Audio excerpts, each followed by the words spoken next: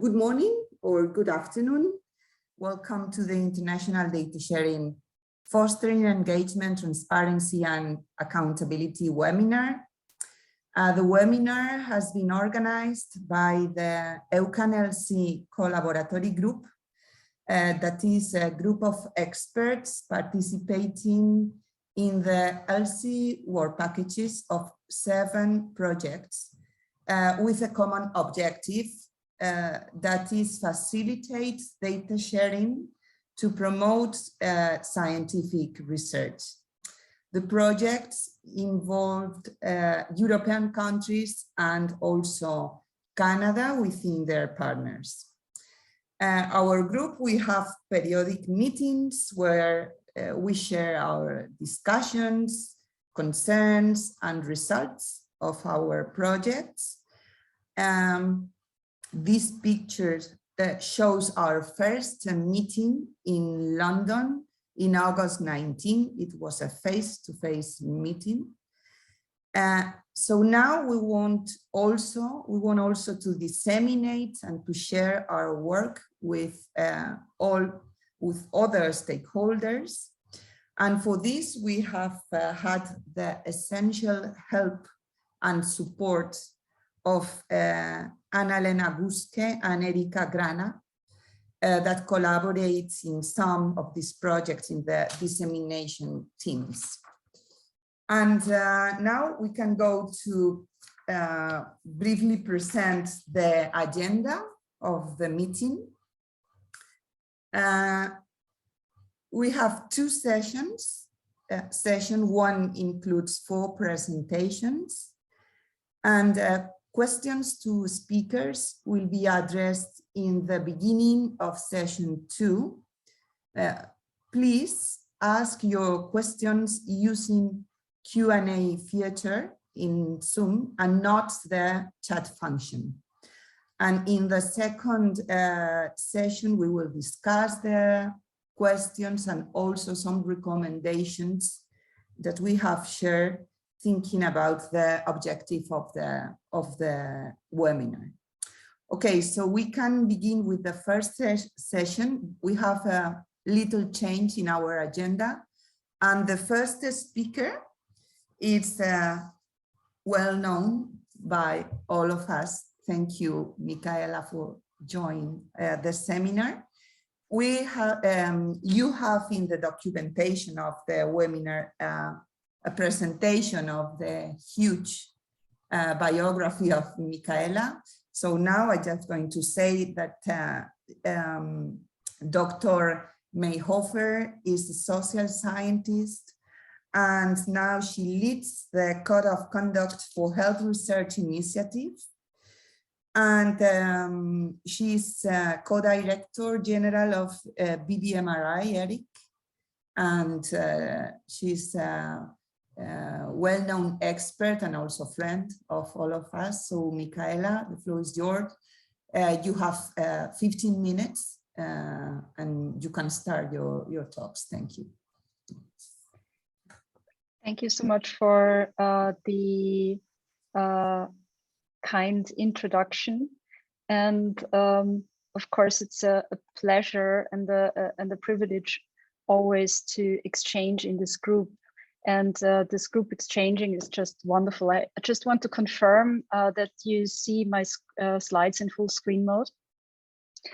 So what I'm especially delighted is that since a while I can give now a presentation on what is for me back to the roots, that is to talk about the S in ELSI, societal aspects, and in particular societal engagement, and in particular here a mashup of our findings in a couple of projects from the EU-Canada collaborations. BBMRI itself here is involved in EUCANImage, EUCAN-Connect, and CINECA. And some of the findings I present here today also come from the experience that BBMRI as an organization has brought together and are on the surface for the benefit of our discussion. whenever we talk about societal aspects, we cannot help but also talk and consider trust. And trust is kind of the basis, the glue that is everywhere around us. And very often we run around, figuratively speaking, with a t-shirt that says, "Trust me, I'm a doctor," and in my case, of philosophy. And of course, a lot of times when you have to call, or as Bert Brecht beautifully put it, what destroys faith or trust in the German translation, what destroys the trust is really invoking it. Trust me, trust me, trust me, you can trust me. Trust is built, trust is relational, trust always is at the basis on any relationship. And when we trust today technology that eventually it will work, and all the hiccups we had in coming to it in this webinar will solve itself. We have a good atmosphere, we can talk to each other, we're not bothered by it. Trust is there in a relationship, in a marriage, and of course in any research collaboration and the building of any foundation. The best policies that have to be there are meaningless if there's also not some sort of foundation of trust. The policy itself can be aspects of trust, and the rules and procedures that are in place and the way they are lived, the checks and balances, kind of reconfirm indeed trust is there without ever invoking it. Then when we talk about the general context and who is trusting, very soon in terms of data exchange, data in research project, research in general, anything again we do in society, we come who is the audience, who is involved in data sharing, but who is also involved in generating and enabling trust. We can call them actors, we can call them stakeholders, whatever they are. When we look at the research project, they are internal as well as external. Very often in research projects, we focus on the external stakeholders and then limit it to say a group of them, some patient organizations, some policymakers, for whatever good reasons that are out there. And very often the internal ones are overlooked, or the dual roles that people have are overlooked. You can be the head of a biobank and at the same time a patient. However, what decides what role you are in and with which hat you're acting is context dependent, and ultimately also a question of power. Do you have a voice in a specific context to say it? What is the context that you can say it? And to bring up an example of context for us here today is, of course, anything in terms of privacy, concepts that we live by. And similarly as to democracy, we think we understand what it means.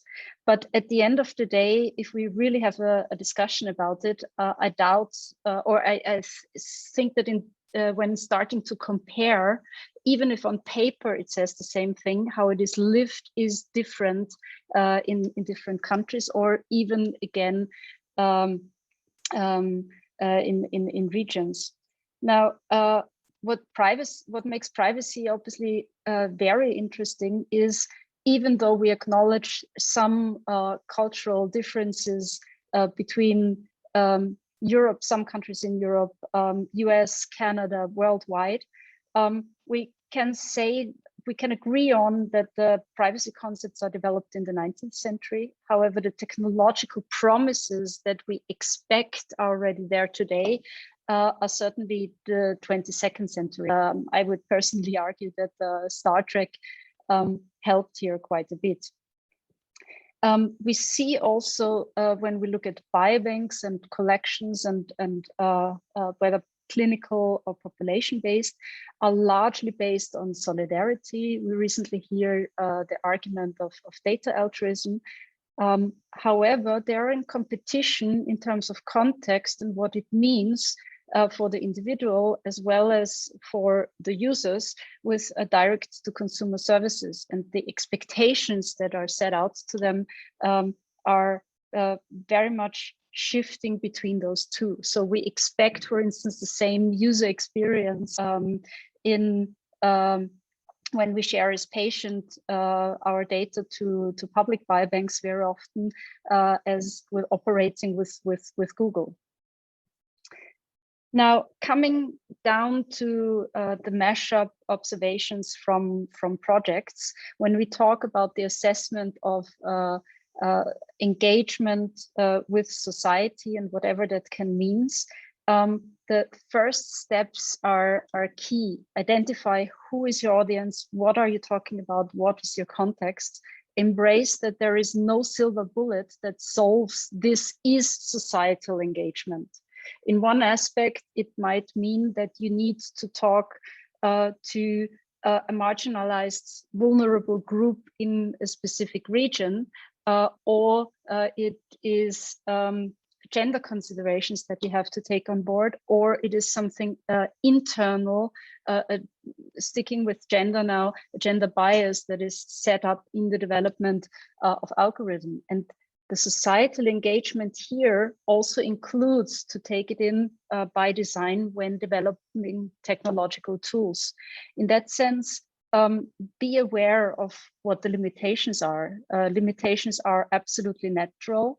They can be due to funding restrictions, they can be a methodological choice. However, whether it is internal or external groups that we're looking at, let's move away from the deficit model in engagement that is still standard. The deficit model applies to all groups we want to engage with, whether it is IT developers, ELSI fellows, the citizen, my grandmother patient organization. It assumes that the person who shares something has the ultimate knowledge and the other one just has to be informed about it, and thus will understand with the right information what to do next. And we've seen, and I want to make a link to what we experience with COVID today, that a lot of reactions are not rational, they are emotional. And the same applies in the daily lives of the research projects. What we also see is that there is the tendency towards quantitative datafication. However, even our community or our some citizen groups or patient organizations have a survey fatigue. So how to collect the information in a meaningful way that can also be used more broadly. And we clearly have a data gap on what the societal aspects are. We have some information in some niches. For instance, that when data sharing with the industry is in a lot of countries in Europe seen with a lot of ambiguity. However, if you appropriately inform the research participants and engage with them in a dialogue, then it is acceptable. Who does what when? That leads me to acceptance. That means treating ourselves and the fellow citizens as well as the developers with respect. It needs not only to be technically and legally sound what we do, but ethical by design and accepted. So the best tool that is out there might save the world if it is, however, not picked up and used because it is not accepted for whatever reason, because it was imposed on to be used from now on rather than integrated in general practice. It does not move forward. And the latter requires the understanding of and respect for patient research participants, citizens' concern, as well of what is acceptable and feasible in a data sharing setting. And that includes back again the internal stakeholders of those who develop the tools, who have to use it, who have to execute the engagement so that all the pieces connect and are a process flow. In that sense, engagement by and large is relational, multifaceted, and dialogue oriented. And the analogy with the picture I'm sharing here is we have to leave any romantic connections to engagement or marriage proposals, that is. We see two white, late 20s, middle-class people somewhere in a city where the man kneels down and the woman happily accepts. Well, the reality of any engagement activity is different. And if it works for that particular couple or in that particular setting, that's the way to go. It might not work for another one. And therefore, again, it is relational, multifaceted, and dialogue oriented. And as regards to recommendations of and for data sharing, it is be aware, it is context dependent, and only choose those engagement options that you really can commit and live by, because those are the ones you will be judged with. Thank you very much. Thank you so much, Michaela, for your presentation. And now we have a presentation by Thys Debriant. I want to remind that if you have questions or comments, you can use the question and answer feature in the Zoom, and we will address in the next session. And so our next speaker is going to talk about lessons from the EUCANSHARE consortium, initiatives for data sharing. Thanks for joining us, Thys. Thys Debriant completed a master in the biomedical science KU Leuven, and well, now he's working in the PhD about data sharing in biomedical science. So Thys is expert about our issue, as I think the one involved in a thesis about one issue is the best expert in that concrete point. Bartha agree, it seems. Okay, so thank you, Thys, and you have 15 minutes. Yeah, so my name is Thys Debriant, and I'm part of the Center for Biomedical Ethics and Law at the KU Leuven. And I will be giving a presentation on incentives for data sharing based on the work that we have done in the EUCANSHARE consortium.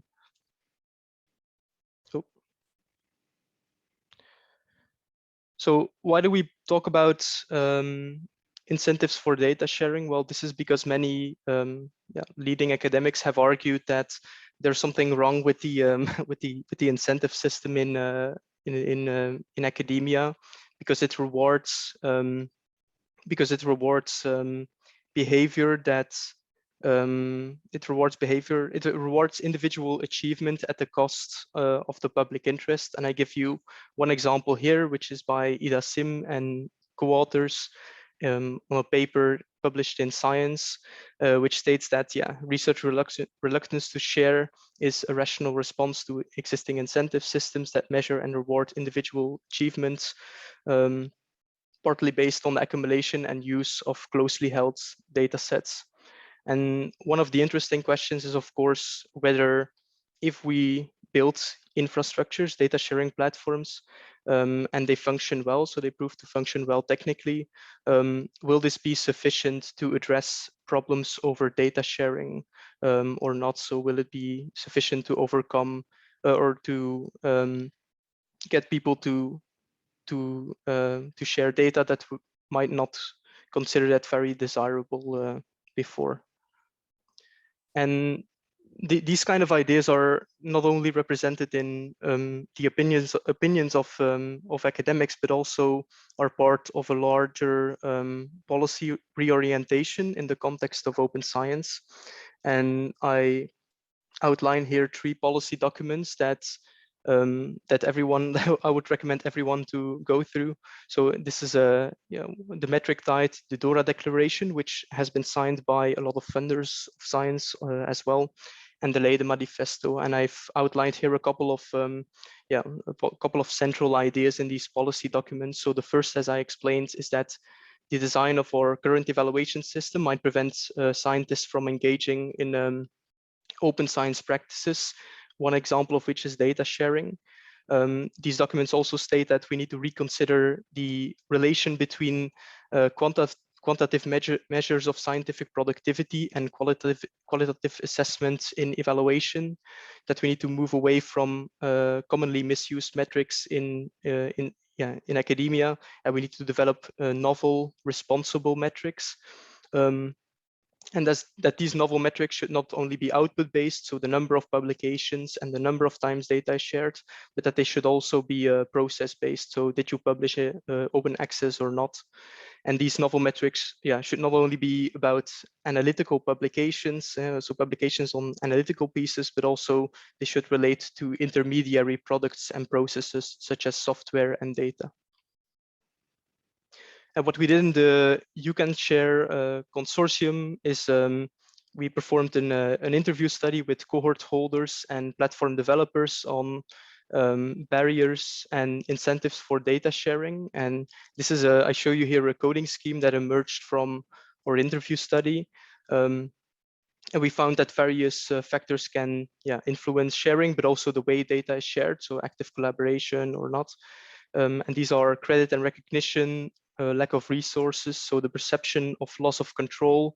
There are different sociocultural factors. There's the potential for misuse of data or misinterpretation of data.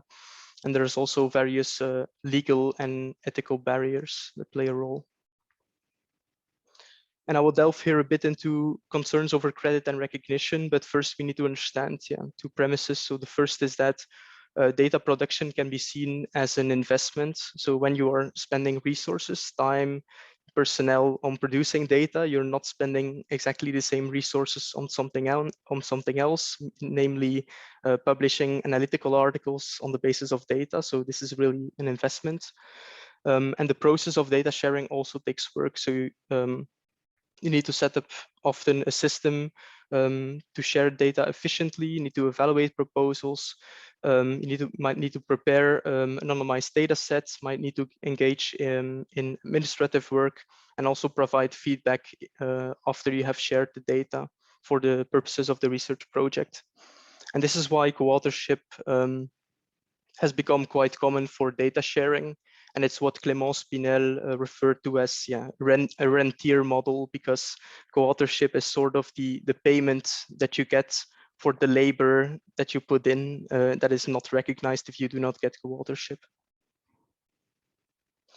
And the concerns of the researchers in our interview study focused around 4 main points, but they're somewhat interrelated. So the first is that middle authorship might not be taken seriously, because historically there has been a focus on first and last authorship. And if you are a middle author, it's not always clear what you have exactly done to a paper. And then there's this related problem that some people, or people in particular scientific profiles, are more prone to become middle authors than others, such as biostatisticians, or people that contribute to data production and sharing. And these are harder to recognize. Then there's the issue of that people that universities might want people to be leaders in research, so to be first and last author, and not only to contribute to the research of others. And then there's this argument that if there's more data sharing, or if there's routine data sharing, that this might be much more harmful to junior researchers, because they are putting a higher percentage of their time into a technical labor intensive work that is not always recognized. And at the same time, they should be first, or they should be first author, or they should first author articles in order to progress in academia. And so what we have stated, and this is, yeah, perhaps obvious to some people, but that this problem is really not unique to data sharing at all, but it's simply the consequence of an increasing division of labor in science. So science is changing, and reward systems in science have not kept up with the changes that occur in science itself. And yeah, this idea that as science changes, so evaluation systems should change. This has also been proposed in terms of authorship, by Rennie et al., which was already at the end of the 90s.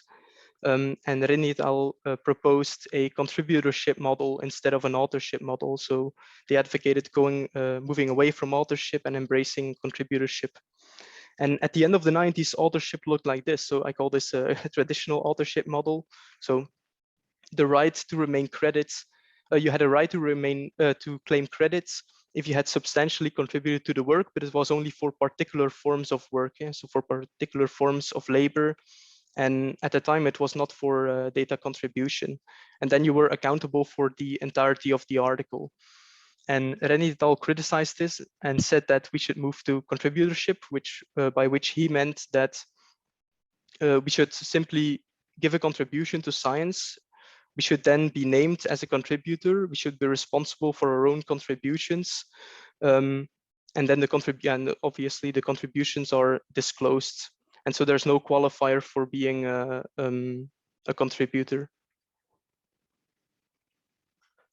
And over time, so I showed you this example, how authorship functioned at the end of the 90s, but over time this has changed. So we can see, yeah, in a nutshell, we can see here that the scope of activities for which one can claim credits, such as data sharing, has been expanding over time. And actually, these guidelines have been much more favorable towards data sharing than in the past. And we have also seen that the scope of accountability, so how accountable you are for your own research work, that this has been narrowing over time. So it really is moving in the direction which people deem necessary because of this character of team science. So science changes, and so changes the way we recognize people on publications.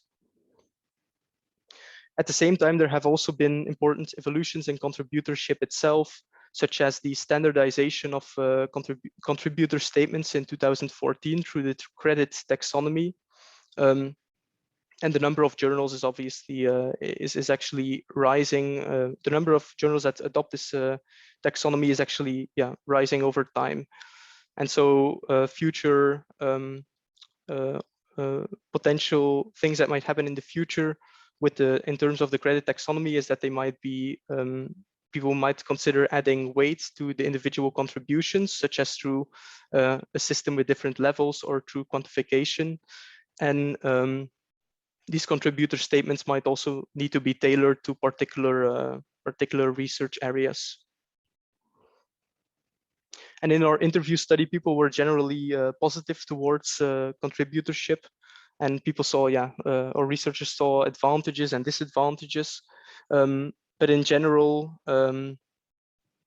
people really took the position that they were favorable towards the development of these systems, but their final judgment would really depend on the way they would be used in the end. So they want to wait and see until they see the empirical evidence, if you will, of how it is going to be used in reality. And other systems to potentially reward people for data production and sharing that we discussed in the interviews were different forms of data metrics related to quality, to usage, citation, then embargoes, and then non-analytical research or publication outputs, such as publishing the protocol in a very formal way, or publishing a data dictionary in a very formal way. And these data metrics, or thought on these data metrics, has not been expanded so much to the area of or to cohort data, but there is a movement to develop and implement such metrics in evaluation for for data sets that are in open repositories. And there's this organization called DataCite that is actually tracing for all data uploaded in open repositories, how many downloads it has, how many metadata views there are, and how many citations it has. And this is all standardized through the counter codes. But as I said, because cohort data resides under these closed access models or controlled access models, this is actually out of scope. So the question is then, where do we go from here? And the position that we have taken is, in general, is that we should try to use these data sharing platforms to collect as well information on data usage and the functionality of data access committees in data request logs. And so we believe that in general, if we aggregate all this information together, that we can identify impediments to data sharing on a structural levels or on a national or regional level, that we can develop an evidence basis to develop new science policy, that we then can observe the effects of the new policies. And in principle, we can also monitor compliance with existing policies. And we also believe that this can be used for evaluating the progress of data sharing platforms. And we hope that it might impact funding allocation to data producers as well. And I show you here a very simplistic way that a data sharing platform might work. So we have a data catalog, we have a data manager, and then we have a virtual research environment. And the things that we could trace, that would be very interesting to trace, are actually things like study type, the thematic area, the type of entity requesting data, collaborator affiliations, whether citizen scientists are involved. And I think that at this point in time, this is this is not very relevant, but in the future it might be if people start to wear bracelets that can provide data, for example, to researchers. And then we combine all of this in a data request log, and we link it to a publication. And I will just skim over this because I think I might be going over time. So this is one example of how they're doing it in the Yale University Open Data Access, but this is not shown in a very granular way. And you can do very interesting meta research projects with this type of data that are currently not possible, such as developing process indicators for data sharing. You can observe the general evolution of data sharing over time. So in terms of the types of analyses that are performed, international collaboration, involvement of societal actors, and so on. And you can also hopefully observe the impact of potential centralization of data access committees, for example, at the institutional level, on the processing of data access requests. Oh, and so I just had two very general recommendations. So the first is that we should develop approaches to really recognize better data production, data sharing, and infrastructural work. And the second was that data infrastructure should aim to collect information on data usage and DAC functionality to enable the development of data sharing policies in the future.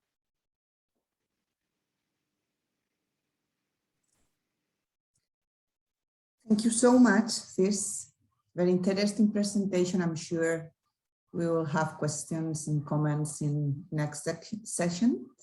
And now we have Lauren Maxwell. Welcome, Lauren. Thank you for joining us. Lauren is a quantitative epidemiologist. So we have in our group different profiles, different backgrounds, and different countries.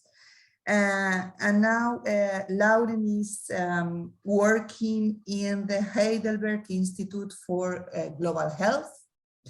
And there she leads the ethics and data management related work packages for some Horizon 2020 funded projects as ReCoD-ID and CREATE. So Lauren, you can start, and please, you have 15 minutes. Thank you. So today I'll be talking about broad consent for future use. Next slide. So why share data? So obviously there are a number of different motivations for sharing data. One of those is transparency, research translation, which is often overlooked, the ethical imperative to maximize the utility of the data, and then prevention of unnecessary research. Next slide. So today I'm talking about broad consent for future use, which is the reuse of data and/or samples collected by researchers who may not be affiliated with the original study team for purposes that may differ from the objectives of the original study. Next slide.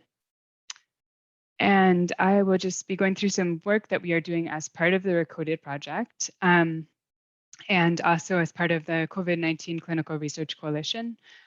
So we have conducted a scoping review to identify the status of current recommendations for broad consent for future use. We've conducted a qualitative study to understand ethics review committee members' concerns about broad consent for future use and waivers of consent in Colombia. We have a mixed methods cognitive interview study that we are in the process of conducting in Nicaragua and Colombia to explore how research participants understand recommended language related to broad consent for future use. And lastly, we have a systematic review of the measurement properties of surveys and scales that measure data sharing related knowledge, attitudes, and practices among stakeholders in public health. Next slide. So for the scoping review, we consulted with stakeholders within and outside of the COVID-19 Clinical Research Coalition to identify relevant questions. We followed best practice in the conduct of scoping reviews. So we developed and piloted a search strategy. We pre-registered our protocol. We developed and piloted a data extraction form. And that review is completed and we're writing it up. Next slide. So in terms of the key questions that we had here, so again, these are related to recommendations around broad consent for future use. So one of those was how to approach broad consent for future use. So are we looking at a tiered, dynamic consent, opt-in, opt-out? Recommendations around developing and assessing the language that's used to present broad consent for future use in the informed consent form. Recommendations around governance for data and sample sharing, recommendations for community engagement around broad consent for future use, the types of benefit sharing, and how those should be implemented or evaluated, Pearl or ELSI barriers to broad consent for future use of data or samples and how they're addressed, and then gaps in the evidence. Next slide. So we went through quite a number of studies. I can't read that slide very well, but it's 8,595 citations, and then went through 253 full texts. And what we then ended up extracting data from were 48 studies. You can go to the next slide. So what we found is that most studies recommended some type of community engagement, but community engagement was almost never conducted. And the recommendations for community engagement were interactions with community representatives, public meetings, community member visits to the research institution. And then we also found that across these studies that evaluate broad consent for future use, we saw a lack of, we saw that not all use cases are created equally. So I think this goes back to a point that Michaela made. We found lack of support for sharing data or samples with commercial entities. Governance concerns related to sample sharing were less pronounced if the samples were used locally. And then we saw recommendations for transparent and clear governance to maintain trust in the context of data and sample sharing by researchers in low and middle income countries. Next slide, please. So in terms of the findings, we also found a lack of understanding around broad consent for future use. So we saw in several studies that biobank participants thought that the sample reuse would be related to information about their own specific case or direct gains for their own health. We found interesting age-related differences. So older participants expressed stronger trust in research and greater interest in serving the common good than younger participants. And then younger participants had a better understanding of the potential benefits of reuse of high dimensional data types like genomics data, but describe greater privacy concerns and a greater desire to control the use of their data. And we saw some important limitations when we looked across this research around broad consent for future use, including highly selected populations with very low response rates, and then difficulty in understanding questions around broad consent for future use, which is obviously a difficult concept to really get your arms around. Next slide. So we conducted a qualitative study with ethics review committee members in Colombia. So Colombia, in terms of the legal framework, does not have a national law related to broad consent for future use or data or sample sharing. And so ethics review committee members might depend on the CIOM's guidance, but there is not national guidance. So the purpose of this qualitative study was to understand ethics review committee members' concerns when evaluating research protocols that include broad consent for future use. These were WhatsApp-based, semi-structured interviews, and we used thematic analysis with deductive and inductive codes in Max QDA. And we had 24 in-depth interviews with ERC members representing 10 ethics review committees. Next slide. So what we found here were really pervasive concerns on the part of ethics review committee members around broad consent for future use. And one thing that I should have mentioned is my colleague Maria Consuelo Miranda Montoya, who suggested this project, suggested it because she had frequently experienced that ethics review committee members would not allow for the inclusion of language around broad consent for future use of data and samples in Colombia. So that was the entire rationale for this project. And that was really borne out in the results. So we found that there was a lot of mistrust around what the future uses would be, who the future users would be, and how that would return some kind of benefit to the population that had participated in the research or to the researchers themselves. So some of those concerns were around the consent forms not being sufficiently clear. There were several people who interestingly called broad consent for future use like a blank check or like a Trojan horse or a backdoor. And there was a concern that the community that had participated in the research would not agree to the future uses. And there was a concern around fundamentally broad consent for future use where you're not specifying at the time of the consent what the future uses are. So that point itself was concerning. And then there were also concerns about the samples leaving the country. Next slide. So as I mentioned, benefit sharing was a concern. So people mentioned this idea of extractive research. So folks from outside of Colombia and specifically high-income countries receiving the benefit of data and sample sharing, while the researchers in Colombia are having to bear the significant cost of data and sample sharing. So that came in, and then also what would actually happen with the research findings and how findings might be communicated back to participants, which is not something that is likely to happen. So there was also some concern or some lack of clarity on what broad consent for future use means in practice. People highlighted the need for community involvement. So the need to really educate communities on what broad consent for future use means and what happens in broad consent for future use and how this can lead to changes in public health practice. Next slide, please. And I really like this quote because it says really clearly that there have been some kind of attitude change that's related to the COVID-19 pandemic. So what this person had said is, this pandemic has put in our face that it's not local, regional, or mine. The knowledge is not mine. Rather, this belongs to everyone. We have all put this together.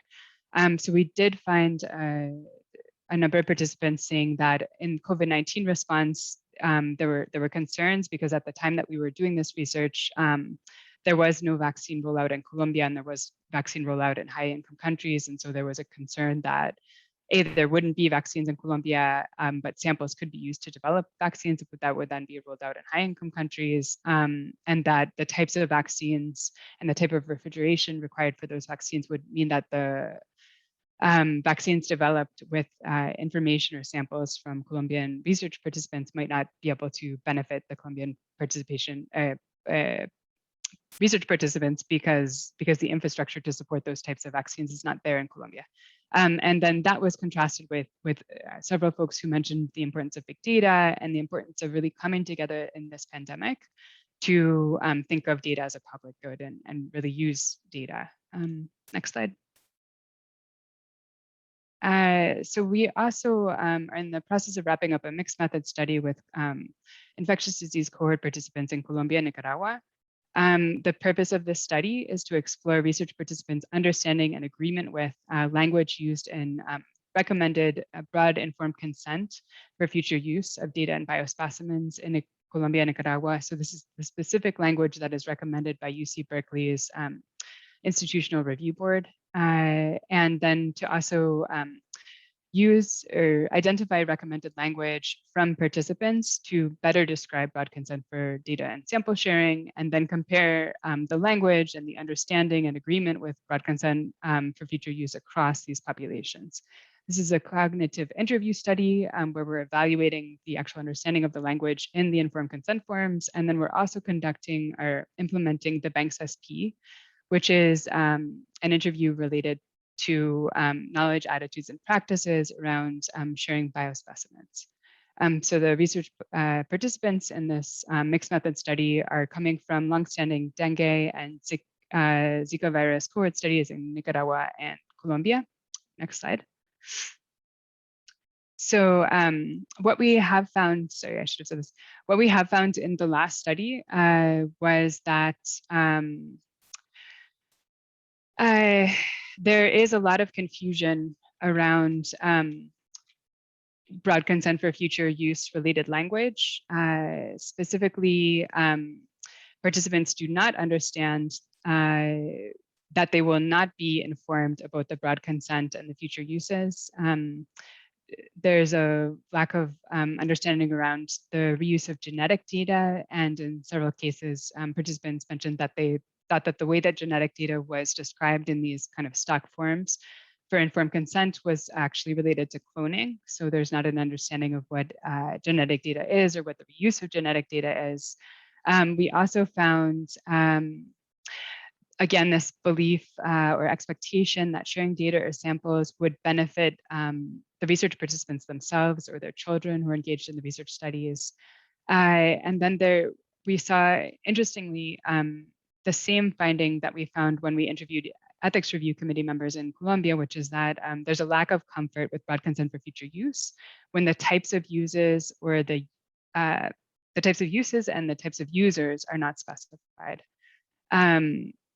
So that we're working on just analyzing the data from that study. And then lastly, we are conducting, sorry, it's the slide before. We are conducting a measurement systematic review where we are reviewing the measurement properties of instruments used to assess knowledge, attitudes, and practices around data sharing and public health. So we are in the process of screening and reviewing full texts. We have about 60 full texts that we're reviewing. And what we found there is that most of these studies where we're measuring knowledge, attitudes, and practices around data sharing do not report reliability or validity and do not have not been developed in a systematic way. And then most of these tools are only used one time. So it makes it very difficult to compare knowledge, attitudes, and practices around data sharing across populations, across time, across use cases. So we see that as an important area that we would like to invest in. So next slide. So key takeaways from this work are that a one-size-fits-all approach to broad consent for future use is not supported by the community. So we see different users, different places the data will be used, or different use cases are not treated equally. We found that both ERC members and research participants are concerned about broad consent for future use and benefit sharing. We found that better recommendations around community engagement, so how to engage the community and how to know that you have engaged the community, benefit sharing, and evaluating the understanding of broad consent for future use are really lacking. And then we need to think about how can we harmonize and refine efforts to measure data sharing knowledge, attitudes, and practices. Next slide. So I would like to thank the teams that have been working with me on this work that are listed here, and specifically Maria Consuelo Miranda Montoya, who's my co-PI on the Colombia study, and then we have received funding from Horizon 2020 and CIHR Institute for Genetics, and then from TDR to conduct this work. So many thanks. Thanks so much, Lauren. Very interesting presentation. We'll go back for sure for this in the next session. So now we have Alexander Bernier, my friend Alexander. Alexander is an academic associate at the Center of Genomics and Policy at McGill University. That is an excellent source of excellent researchers and experts. Okay, and he coordinates the ethical legal work packages of some international health research consortia, as the Human Cell Atlas or EUCAN-Can, or the Canada National COVID-19 Immunity Task Force. And now Alexander is a doctoral candidate at the University of Toronto in the Faculty of Law, with a research on the intersection of law, open science, and infrastructure for data-driven health research. So Alexander, thank you for joining us. Thank you for changing your turn, and you have 15 minutes. Great. Thanks for having me. I'm really excited to be discussing with you today. So let me see if I can share my slides properly. Today I'm going to be discussing the intersection between data protection law and the international sharing of biomedical data, health data, and the reuse of information for purposes such as personalized medicine or research. So in Tase's presentation, and in Lauren's presentation, we saw a lot about the informed consent regimes that are applicable to data use and also to the incentives for using data. And so I'd like to take a few minutes this morning to discuss a sort of third prong of that more general data sharing equation, and specifically circumstances in which even when the right research ethics consents are in place, and even when researchers have the right incentives to create and share data, it could still be difficult or impossible to do so in compliance with the law. So this work flows from the work that was done in the context of the European-Canadian Cancer Network. For those who aren't familiar with the initiative, essentially it is rather an attempt to share clinical data in the context of oncology between research institutions and clinical centers in Canada and Europe. And it's somewhat unique as consortia go, because it really is putting a strong emphasis on bringing clinical data into secondary use, as opposed to data that was strictly generated for research purposes. This initiative was led by a number of the people on this call today, including Pilar, Professor Bartha Knoppers, and also Frigina Molar-Gabor, Michael Recaro-Linares, who together authored a report on the legal rules applicable to data sharing, clinical data sharing between the participating jurisdictions. So with that in mind, then I'm going to start by talking about what data protection law actually is. So data protection law is essentially a regime of rules that dictates how personal information, personal data can be used. And two of the characteristics of data protection law can be extremely challenging for researchers and for healthcare institutions to ensure compliance with.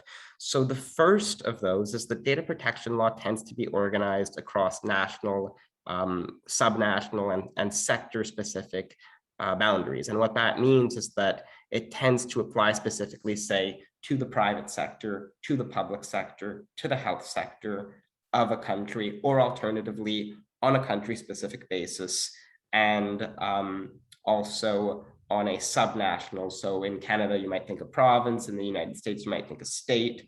You might think a member state in the European Union. It applies essentially according to these lines. And the central difficulty here is that healthcare institutions and healthcare information sharing networks are not organized according to those boundaries. They tend to be organized according to boundaries of scientific interest, which tend to engage specific research institutions that are far from one another, or that might even be operating at the boundary of the public sector and the private sector. So that's the first major challenge. Now, with regard to the second major challenge, this one doesn't pertain so much to the contents of data protection law, to the structure of data protection law, but rather to the contents. So data protection law was developed largely in the 1990s, and it's still in the process of refinement. And it was really premised on the assumption that the data analysis and the data processing can be adversarial. So it was developed with contexts such as the state profiling of the individual or commercial profiling of the individual in mind. And so what this means is that many of the central principles that are incorporated to these laws intend to limit how much information can be used. With regard to a person, how much information can be collected about a person, how that information can then be reused or shared. And the law presumes often that it's inappropriate to do so. And I think these assumptions could be arguably fair in these commercial and state profiling contexts, but they seem unsuited to some of the basic assumptions of the healthcare sector, namely that information is being used in a sort of fiduciary way to improve the health of the individual and the health of the population, to better understand health risks and to actively respond to emerging health threats. So two concrete examples of that are that data linkage across multiple sources can be very necessary to make sure that different health institutions can quickly move from having knowledge about an individual's health risk and translating it into clinical action, or having knowledge about an individual's health risk and translating that into broader public health responses. There we are. So because of this structure, institutions can either be actively precluded from participating in international health exchanges, or health data exchanges rather, because the rules literally stop them from doing so, or alternatively, they might simply not understand their total legal compliance burden because the relevant laws can span 10, 20 or more jurisdictions, or alternatively, they might simply fear the risk of legal sanction and then make the decision not to participate. So that's the landscape. I'll skip this slide in the interest of time, but the key takeaway point from it is that these barriers to normative interoperability can, on a large scale, prevent large enough data sets from being brought together to create actionable medical and scientific knowledge.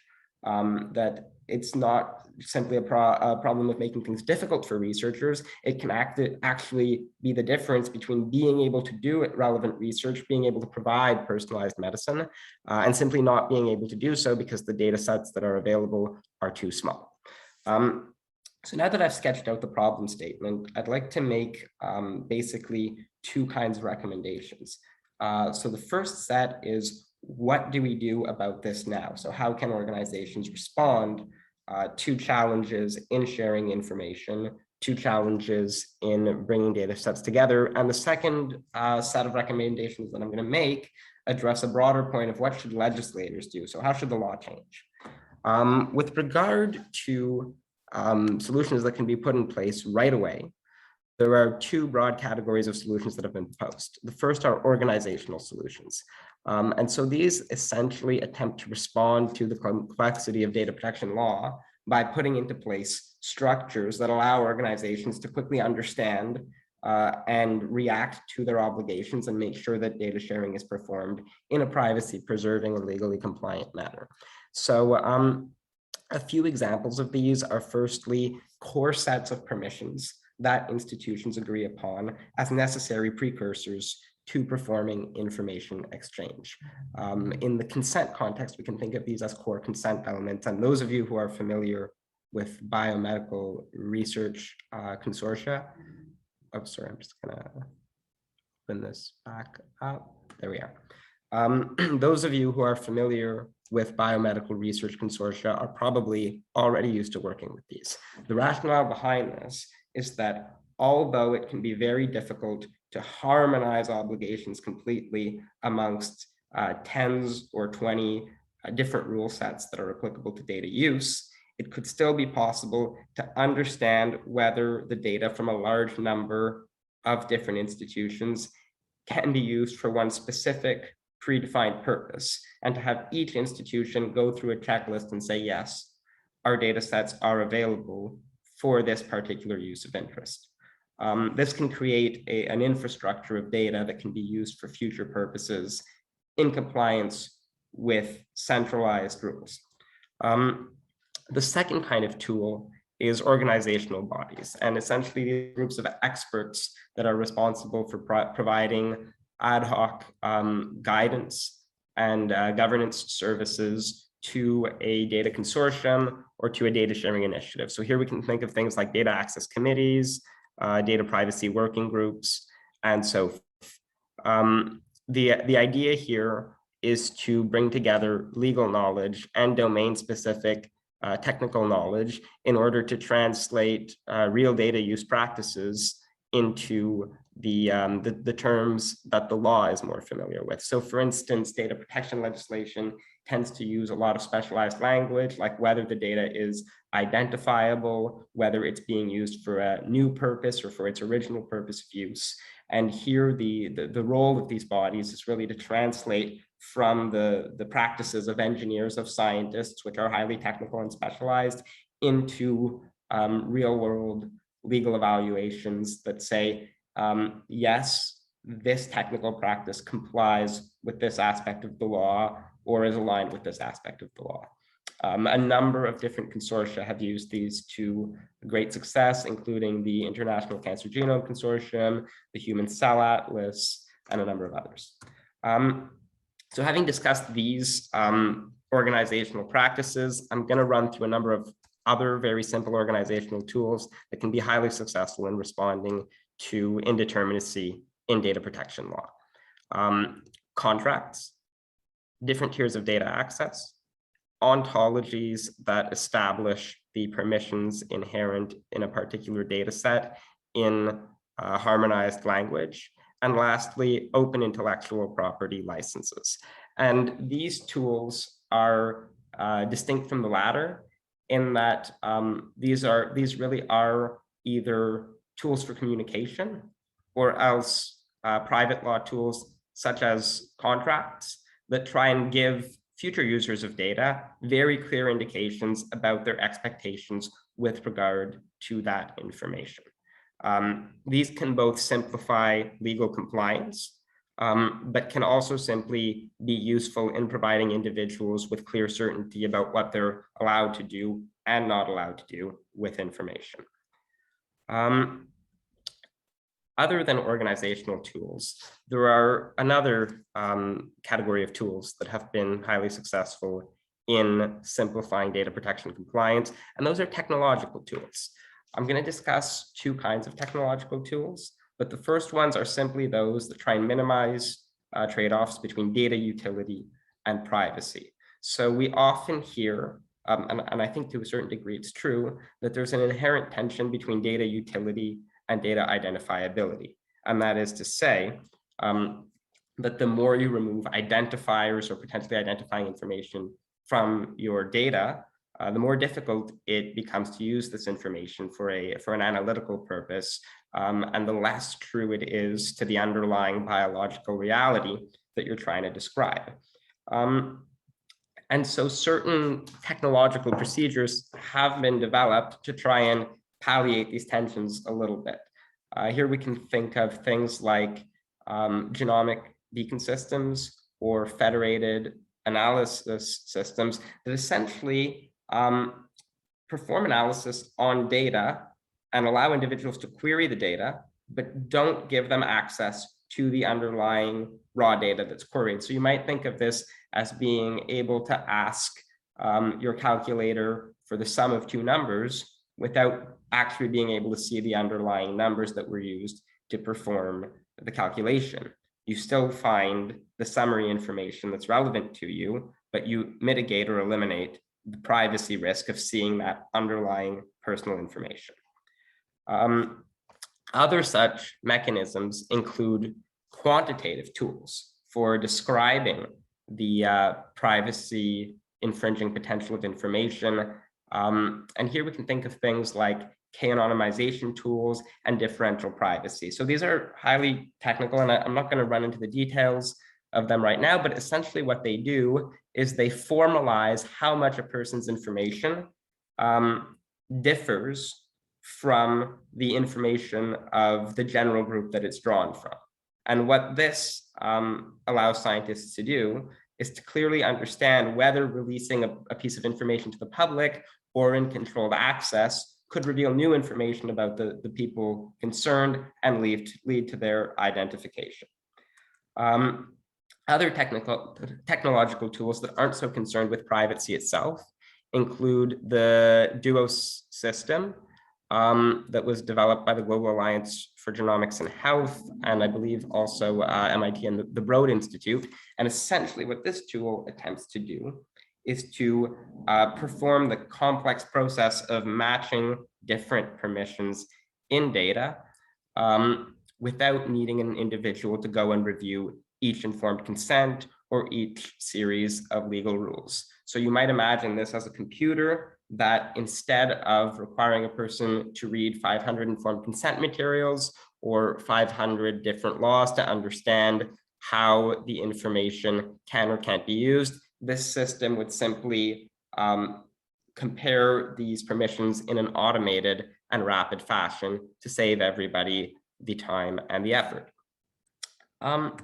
So I've discussed ways that consortia can respond to the current landscape of data protection law, but I think that one broader point that really bears making, and that maybe that analysis misses, is to think critically about whether these changes, or sorry, rather these practices should be adopted, or whether the law should instead change to respond to the needs of the biomedical sector. And I'll keep this point brief so as to not run over time. But essentially, I think that two legal approaches could be highly successful in alleviating the tensions between future data use and the privacy preservation of individuals. And so the first one is to simply harmonize rules with respect to the health sector, either at the national level or hopefully at the international level, so that at least within the biomedical research sector or the personalized health sector, the rules of data governance are fairly streamlined.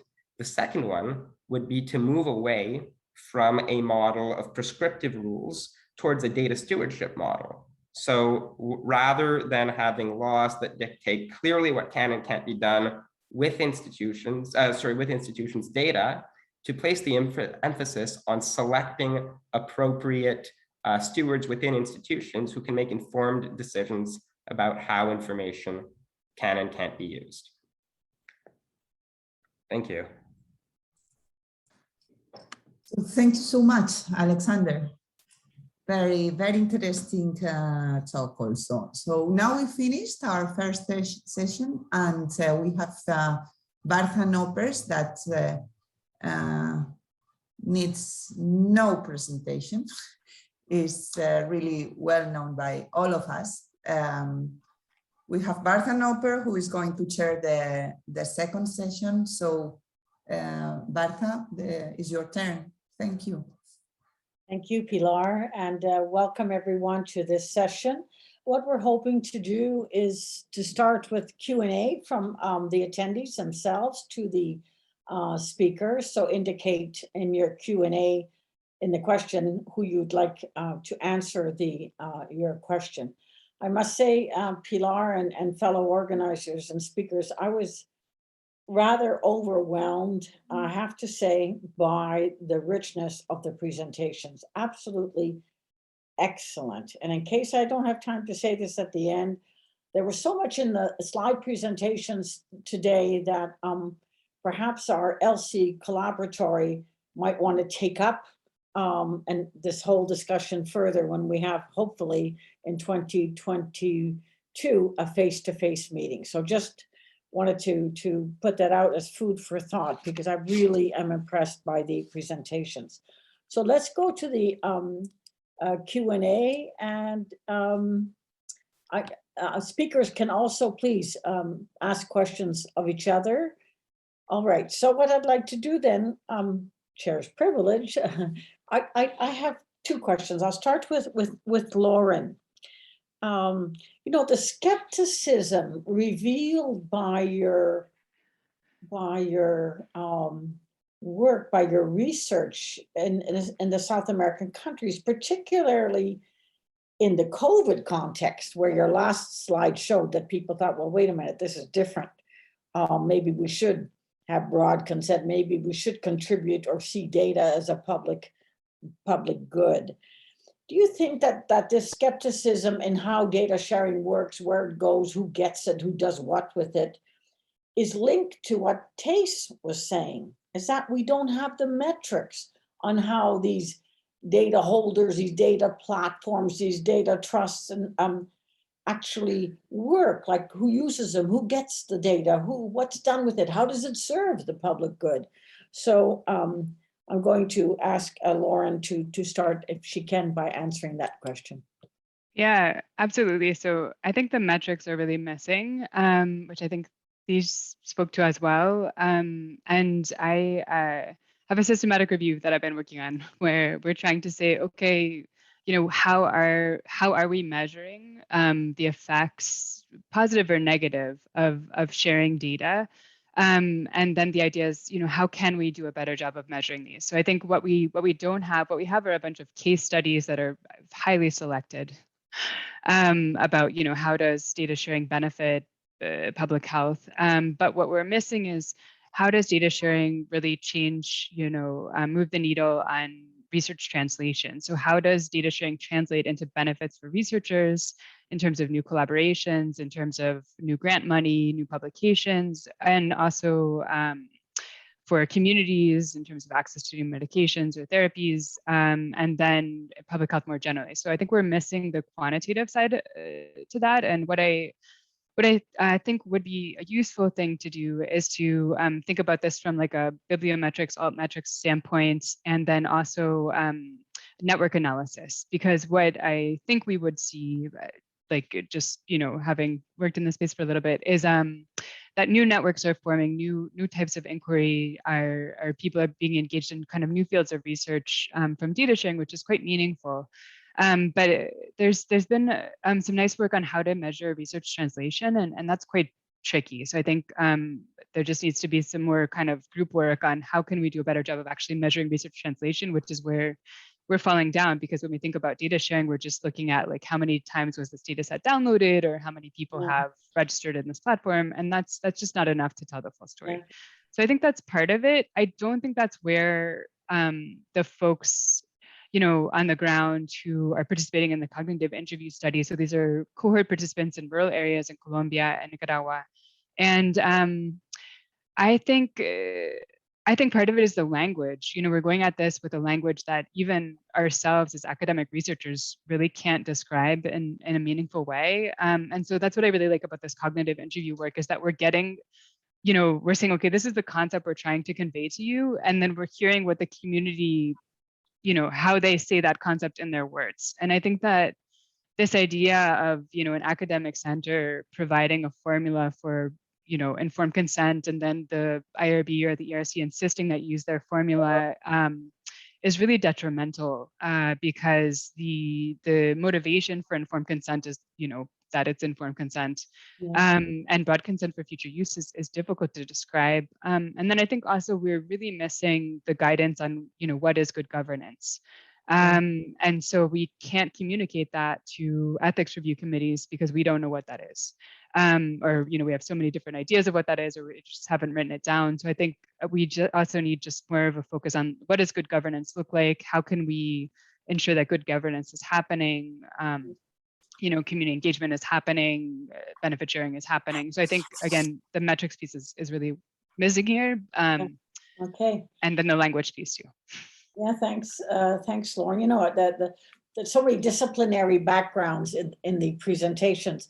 I want to tell those of you who are participating as participants that we have a half an hour set aside to look at some of the recommendations that have come from the different projects on data sharing. So we will get to that, but we have a question for you, Alexander.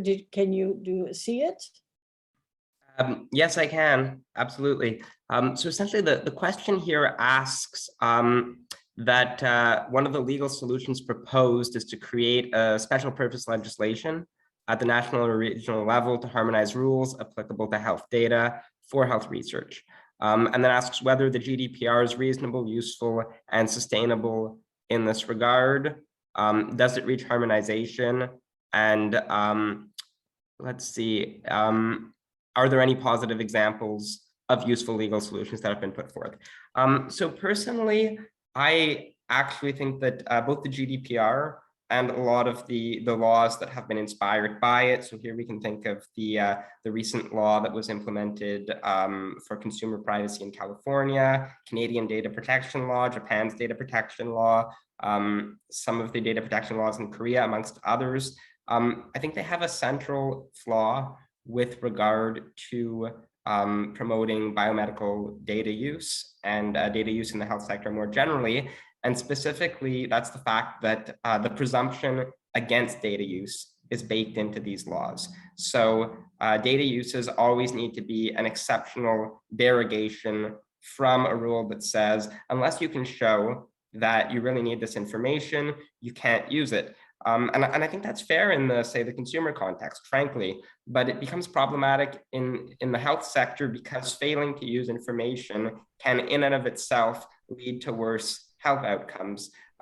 Here in Canada, we essentially had reports both in, in the aftermath of the first SARS outbreak, but also in the SARS-CoV-2 pandemic, that essentially stated that Canada wasn't capable of performing, precision public health. So basically demonstrating that its public health interventions were effective and wasn't capable of contributing to international health research because the data simply couldn't flow. People couldn't get the right sign-off in time. So I think that's the central limitation there. With regard to the second half of the question, do I have any positive examples in mind of useful legal solutions? I have two, actually. So the first one's from the European Union. They've recently put forward a draft artificial intelligence regulation, and it hasn't been implemented yet. And I think there are issues with it. It's not perfect, but it has two really useful features.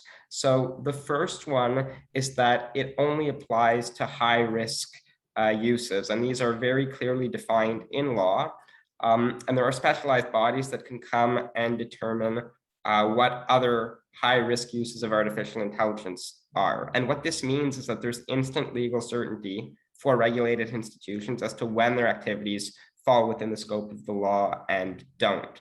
So I think that that's a very successful approach. But the second feature that's really interesting of it is that it's one of these new regulation approaches to law. So what it means is that it sets forward regulatory metrics, benchmarks of things like we want AI to be accurate, we want AI, to be robust against things like adversarial attacks.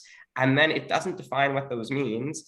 mean, pardon, and it says we expect basically whether it's nonprofit institutions, but basically expert bodies to come in and propose specifications of these rules. And once those are proposed, only then do they become binding and applicable. So what that means is that you never end up in a circumstance where there are really onerous obligations placed on regulated institutions. But at the same time, you have this naturally evolutive legal framework that can respond to change. So with those thoughts, I'll leave it to Thijs to take on the second question. Yes, thank you, Alexander. You are a font of knowledge. And Madeleine Murtagh, Thijs, you want to read out her question so that, like Alexander did? Yeah, so the question is as follows.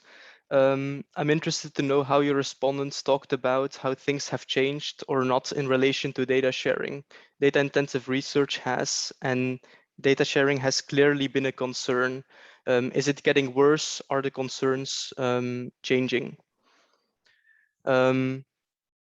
And so, yeah, the interviews that we did, obviously, or they involved people who have already been around since the 90s. And I think that from the impression that I had in the interviews, the concerns were actually increasing, or at least there was more awareness about concerns around credit and recognition. But aside from the interviews, I would like to couple this to my personal experiences here in the KU Leuven as well. So now we have every year an Open Science Day. And there you see that there are a lot of professors, senior academics that are participating in it and that are being very vocal on issues such as irreproducibility and lack of credit, and yeah, data sharing itself as well. And I think that, but what I've noticed is that in these different initiatives that I've participated in here at my university is that these are often the same professors that you see, appearing again and again and again. And what I really hope is that over time, we see that more people actually accept that really things need to change, and that people are more supportive of science policy change. And I want to reveal something here as well. So I've actually started up a new interview study where I interview funders of science. So I look for interviewees at institutions that fund scientific research, and in particular cohort research. And I speak about problems with them, such as long-term sustainability of data sharing platforms, such as the organization of data access committees, such as the development of new recognition systems in science, so contributorship or data metrics. And in general, I've done now a couple of interviews, and yeah, they've been very, very much in detail, and it would seem that funding agencies are really going in this direction, so that they're really endorsing this movement to create separate evaluation systems for people who completely separate evaluation systems for people who are engaged in data production, in infrastructure work and data sharing. So this is what it looks like. Thanks, Thijs. We look forward to the next chapter. As someone who has spent probably the last 30 summers writing grant proposals, where will that figure in the metrics in terms of the actual drafters of the grants themselves and the work that involves? But I'll leave that for your future research. We have another question, and then we will switch over to some of I'd like the comments from everyone on some of the recommendations that have come from our speakers about the future of data sharing. I'm going to send this question as Michaela back, because Michaela, this was really one of the fundamental issues you brought up. There's a question, how to build trust in science, especially in front of difficulties of communication or with difficulties of communication. This is an excellent question. So I think one thing, just going back to the metrics point, the problem with case studies is that they're very selected and they're all positive. But I think we need to be honest that data sharing perhaps harms some researchers. And I think that that's a really important point to look into. And if we can't find quantitative evidence of that, then that is itself part of the story. I think in terms of building trust, I was really hoping that when we reviewed all these kind of studies and guidance documents related to broad consent for future use, we would have a better idea of what does community engagement look like, but we absolutely don't. So our finding is that we don't know how to best engage communities. And I think one thing that I would pull out here is that there's a lot of concern about engaging vulnerable populations. We had a really interesting talk with Jan Jolie that you all know from GA4GH, where in the Canadian context, there are concerns and legal protections for Indigenous communities, and that meant that their data could not be really meaningfully used or incorporated into the platforms that were created for data sharing in COVID-19. And we know that to be true in Canada, but I think that's true elsewhere, where concerns around engaging vulnerable communities actually leads to their data being excluded, which in itself is harmful. And so I think there needs to be community developed guidance around how to engage the community that really comes from the community, and that work has not been done. So I had written down this question, and I'll stop there so we can get to the recommendations. In the COVID-19 context, when you're trying to see which patients, you take your patients as they come into the hospital, random citizens in society, and you're trying to get COVID outcomes or data. There is no community. It's not like a cohort study or a rare disease study where you might actually find a community or a subpopulation. So for patient data, you get the patients that you get for what you're looking to find, i.e. in this case, the spread and treatment of COVID. So the best you can do, contrary to cohorts where you can spend almost a year before you even start gathering data, engaging with the population you want to study, is notification. You just simply say, beware ye who enter here, if they're even looking. We are doing ongoing public health COVID studies. So engagement has to be tailored, I think, to not only the type of research, but also to the context. I think Michaela was saying that as well. It's not engagement, writ large. It's very contextual. Yeah, and don't forget the costs of when you write your research protocols. Community engagement can be more costly than the research. Just to some of you probably know, and I know Madeline's on the line, and part of the whole engagement policy that was just approved by the GA4GH this week, and it should be out on their website hopefully. And in a week or so. So I'm going to close this session, and we're going to go to some of the recommendations, because I'd like to get a feel.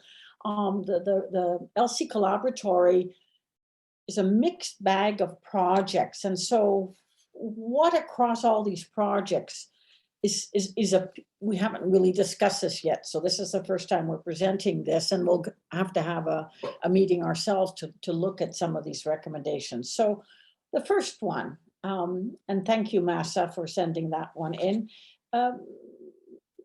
is it this idea that we need to have better data management plans and data flow from the first step of a project, or even in the draft.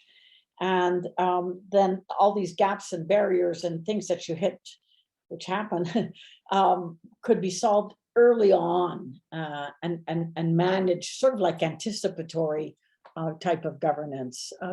Comments from anyone? And I could there. Yeah, I think the data management plan is a great place to try to, drive through some of these recommendations. And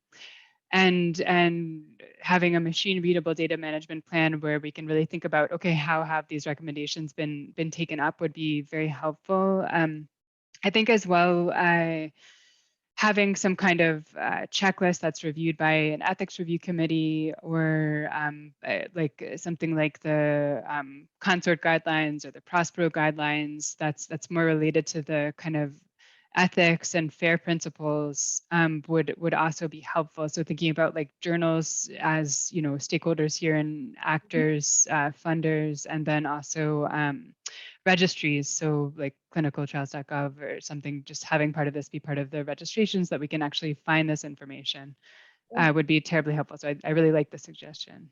Great. And before we go to the next one more comment. There's someone who has their hand raised, but I can't see your.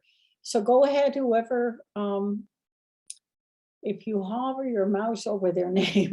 Oh, God. Erica, you find this person for me, okay? Yeah, maybe if Pilar can chip in quickly, and I'll try to unmute the right participant. Okay, I so think while you're looking for Rosina was first. Oh, Pilar, there you are. So if Rosina wants to speak. Oh, Frazina, okay, that's okay. Go for it, Frazina, then we'll go to Pilar. Okay, thank you. You can't see me, but you can hear me. So I wanted to add that I think we should also be thinking about who is going to really propose these standardizations. One is a bottom-up approach from projects that have different experiences and have gone through these processes of producing all these necessary documentation. However, probably also some kind of standardization, as Lauren has touched upon, would be quite fine from the funders. Usually you will be funding international consortia that are including members outside the EU and EA room. So even towards further harmonization through laws, DGA or the AI Act, there will be limitations to that. And so thinking about this kind of information sharing from the funder perspective would also be quite nice. Thanks. Thank you, Frazina and Pilar, while you have the floor, could you also explain the second one, which I think is a recommendation coming from you about your use of the term anonymization with anonymous data is not even personal data, but first ask your question and then address your recommendation, okay? Thank you, Berta. It was a comment more than a question. Okay. Just to share an experience and to know if this experience is shared by others. Is that this sounds very nice, the first recommendation that we sent from EUCAN-Can. It sounds very common sense, but this is not easy. This is not easy at all, because in my experience, when partners want to design the data flow, ask the ELSI team, what can we do? And the ELSI team ask, what do you want to do? And well, as much as we can, but we don't really know what are the obstacles. And we answer, no, but we need to know what data you need to share. What are the concrete objectives? So this is a very difficult discussion, and it's nice to put this here, but it's very difficult to have a data management plan from the beginning of a project. So I think the point that please give us just a draft, just a proposal, just some ideas would be enough to begin. So I think the important point is it's normal you don't have your data management plan, your data flow from the beginning, but we need a proposal, a justification of the data flow that you want to begin with from the beginning. Yeah. So it was just this experience. Yeah. So you still have a researcher who tells you, I want to see everything so that I can formulate a hypothesis, which really drives data access committees up it's an interesting question, but before I won't interrupt. And before you get to anonymization, Pilar, Emmanuel from Toulouse has a question or a comment actually. Go ahead, Emmanuel.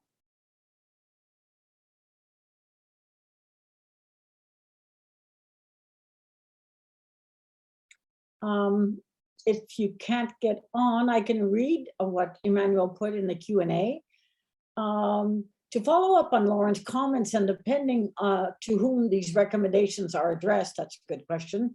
Shouldn't we think about elaborating more common criteria for the research ethics committees and for data protection authorities that aren't really talking to each other, but are both involved in data protection issue? Yeah, excellent question, because the research ethics committee approves the ethics of the proposal, which includes data protection, obviously data access, consents and everything else.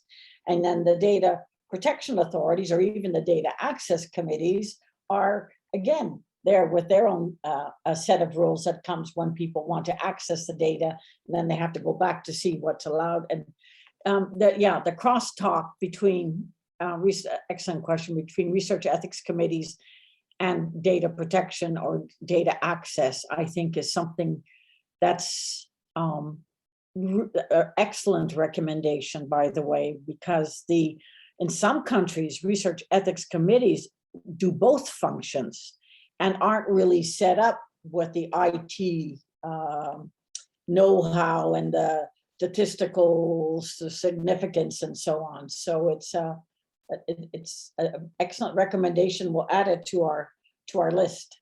Okay, Pilar, you're on for your anonymization, please. Okay, so Bartha, you would like a clarification about this recommendation? Yes, yeah, because there's coding, encryption, and Alex knows this better than anyone. All these methods for keeping data rich enough to be useful and meaningful, especially as we move towards adding clinical data to genomic data. If you anonymize, you are irreversibly delinking data. I think it's you see anonymization as a verb, like a de-identification, which can have different levels. I don't think you mean you want data, international data, all international data to be anonymized. No, I mean that, yeah, if the international data sharing is based on anonymization just as a mechanism to go out of the regulation on personal data protection, if you want this, if you take this option, okay, we're going to share anonymous data, for example, in terms of a catalog, aggregate information, and then we will look for contracts or agreement between parts, for example. No? So if you want this anonymization, it's very difficult to achieve, as is needs a case-by-case approach. So as Alexander said, no, if you want to reach information that you need for clinical research, anonymization perhaps is not an option. But if you think this can be part of your strategy or whatever, or could be a phase, a step in your strategy, you have to make a case-by-case approach that is not easy. And Alexander presented some tools that could be useful for this strategy. But yes, perhaps it's better to say that anonymization is not, we are not recommending to anonymize. This is not the meaning of this recommendation. Okay.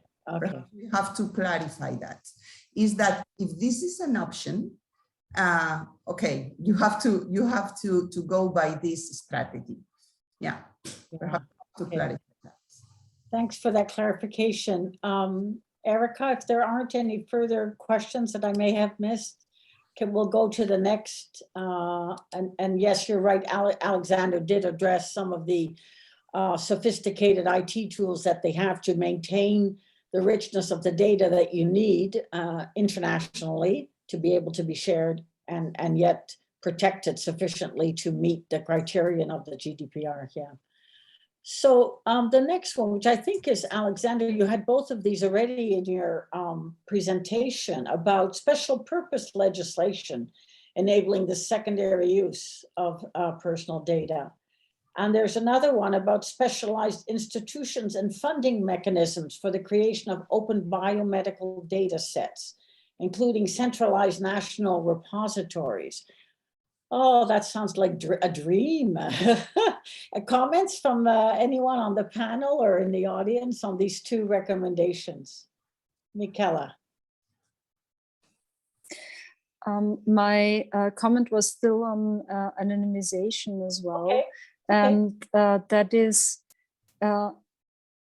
Pilar hinted towards it. It is seemingly that anonymization is the easy way out to avoid the perceived tiresome doings and wheelings, legally and technically ethical safeguards and procedural safeguards that need to be put in place. But that is a myth. And I think we have to clarify that very, very clearly in saying it is this case-by-case approach that will be needed. You don't do yourself a favor, and very likely you anyways have to have the procedures in place.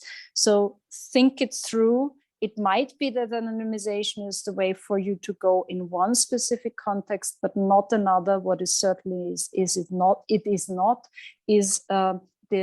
easy way out.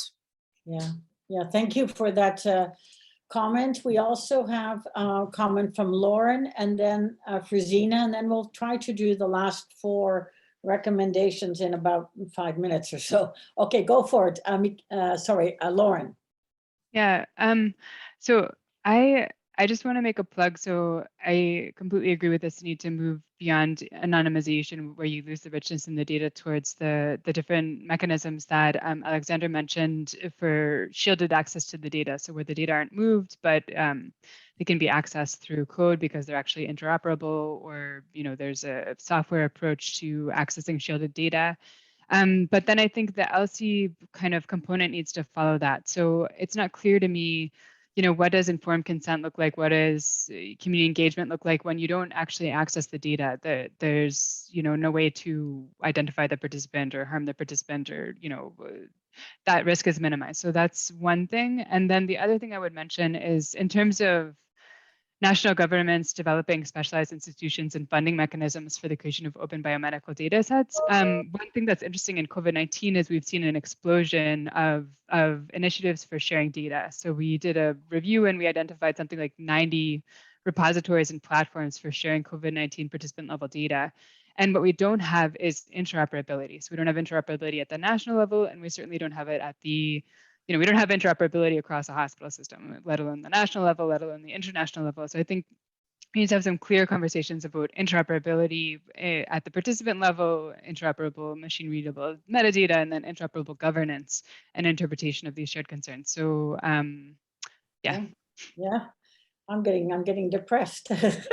All right, let's go on to Frizina. Please, Barda, don't get depressed.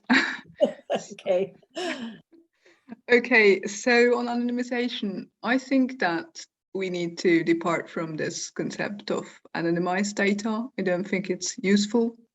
I don't think it's useful in a binary sense, in a way of getting out of the scope of application of any data protection law, because it changes so quickly, also based on the application practices of supervisory authorities, whether you consider data as anonymized or not.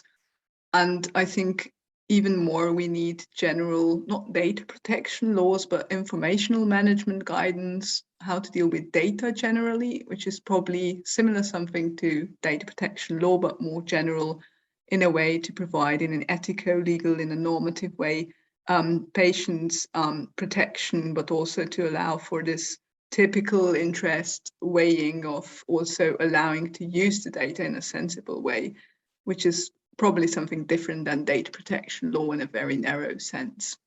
That's it. Thanks.